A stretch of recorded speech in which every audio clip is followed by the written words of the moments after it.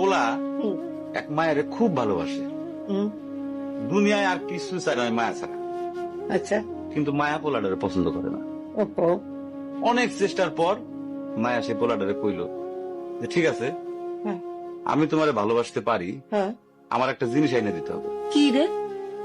পোলাটা তখন কইল যে তোমারে পাওয়ার লিগা আমি দুনিয়ার যে কোনো জায়গা থেকে যে কোনো জিনিস এনে দিতে পারি। হ্যাঁ হ্যাঁ, মায়েরা তখন কইল তুমি তোমার মায়ের কইলজাটা আমার আইনা দাও। কি ক- কি ক- কি কি- কি- মনে হয় না? কি গল্প শোনালি দিদু?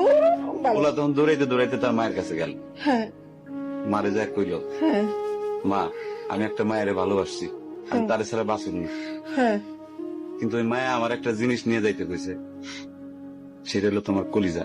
তুমি যদি তোমার কলিজাটা আমারে দাও, ওই মায়াটা কলিজাটা পাইলে আমার ভালোবাসবে। মা তখন কইল তুই আমার একমাত্র বুকের ধন, তোর সুখের জন্য আমি সবকিছু করতে পারবো। পরে মা বুকটা ফাইরা কলিজাটা বাইর করে পোলার হাতে দিল। আরে মা, পোলাটা কলিজাটা হাতে পাইয়া যে কি খুশি, মা দৌড়াইতেছে দৌড়াইতেছে দৌড়াইতেছে, দৌড়াইতে দৌড়াইতে হঠাৎ রাস্তার মধ্যে উষ্টা খাইয়া পড়ে গেছে। হাতের কলিজাটা হাতের থেকে ছুইটা রাস্তার মধ্যে পড়ছে। তখন মায়ের কলিজাটা কইতেছে ব্যথা পাইছো বাজান?